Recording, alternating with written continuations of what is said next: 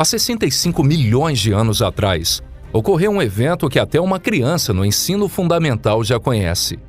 Um meteorito colidiu com o planeta Terra, fazendo com que todos os dinossauros desaparecessem de uma só vez.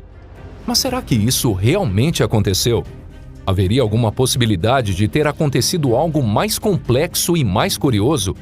Como o planeta ficou após 1 minuto da grande colisão?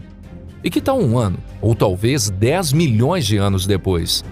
Se você não consegue encontrar uma resposta, fique tranquilo. Muito bem-vindos a este canal. Nós vamos lhes contar tudo a partir de agora. Esse evento não somente deu fim ao Cretáceo, mas também pôs um ponto final em um período formado por 3 eras e que durou cerca de 200 milhões de anos, chamado Mesozoico. E assim abriu-se as cortinas de uma nova era, a era que nós vivemos atualmente, chamada Cenozoico. Não foram somente os dinossauros que foram extintos. Grandes répteis marinhos e até mesmo moluscos como o amonoide, uma criatura ancestral que já existia desde o Devoniano, foram totalmente extintas. Praticamente toda a cadeia do ecossistema foi destruída.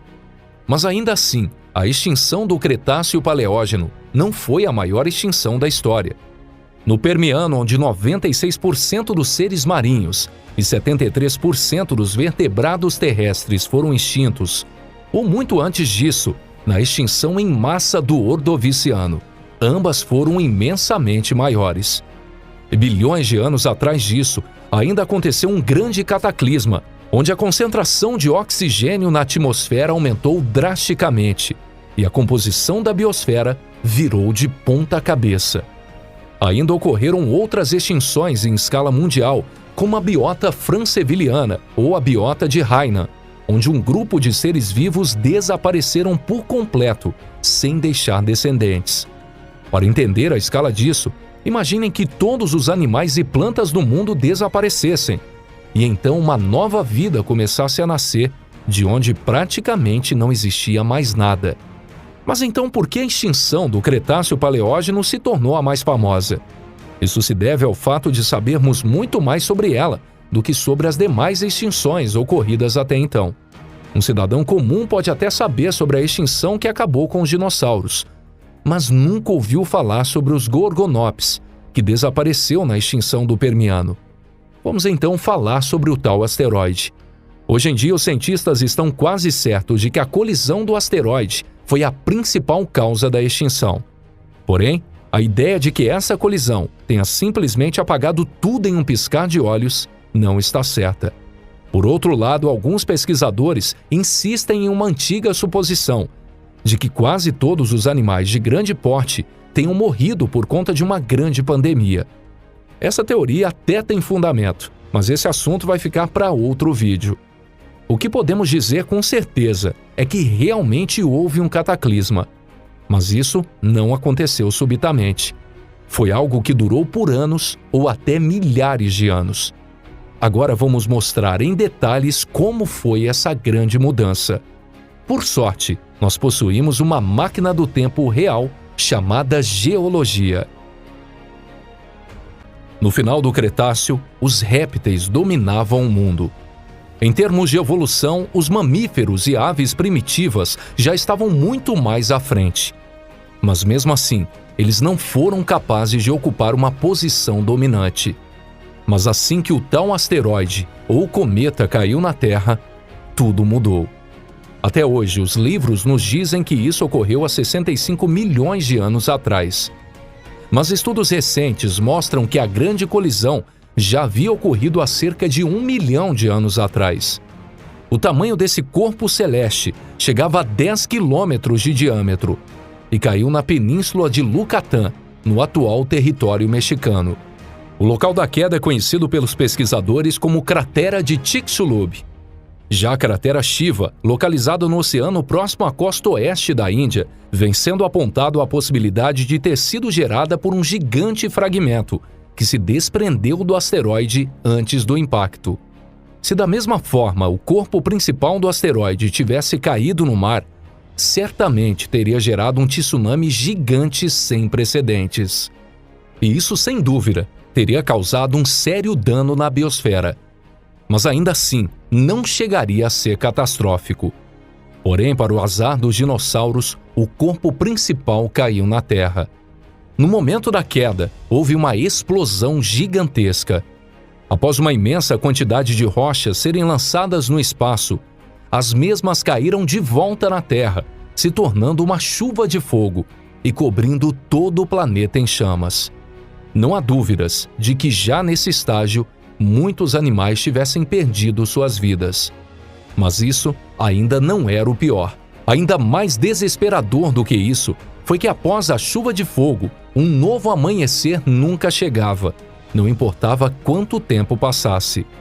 E o problema não estava no Sol, o problema estava no planeta Terra.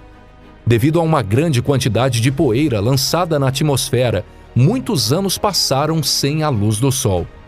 E mesmo o dia mais claro era semelhante a uma noite de lua cheia, ou talvez ainda mais escuro. A temperatura caiu algumas dezenas de graus e as calotas polares aumentaram. A fotossíntese também foi interrompida e muitas espécies de plantas desapareceram. Os dinossauros que se alimentavam de plantas morreram de inanição ou asfixiados. E os carnívoros que se alimentavam de animais herbívoros também morreram igualmente de fome ou por falta de oxigênio. Assim que a poeira do ar se assentou, o longo inverno finalmente chegou ao fim. E então veio a primavera. Mas quando o sol recuperou seu brilho no céu, uma vista sinistra se estendia pela terra. Tentem imaginar. Florestas mortas por todos os lados. E as carcaças dos gigantes animais espalhadas por aí. O mar desolado e sem vida carregava as carcaças das conchas e dos seres marinhos para a costa, formando uma montanha de ossos. O planeta se tornou em um gigante cemitério comunitário, onde herbívoros e carnívoros, uma vez inimigos, agora repousavam juntos. Qual ser poderia sobreviver a uma situação como essa?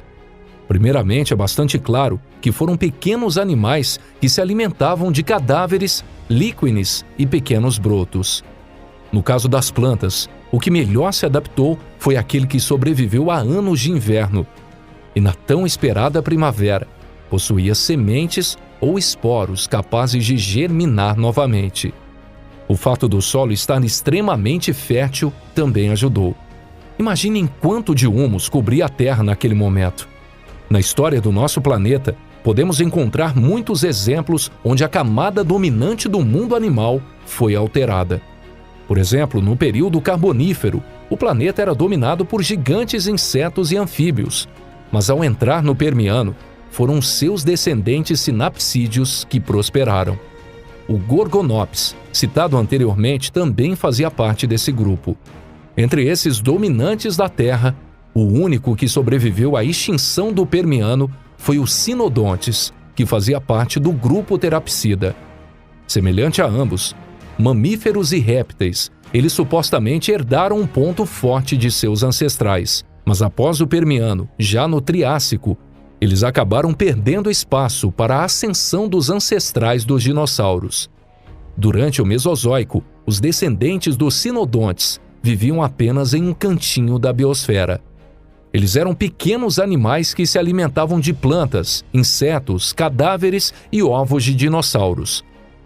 Entre eles, existia um ser que viveu no Triássico chamado Adelobasileus, que se parecia muito com um rato, tanto na aparência quanto no tamanho.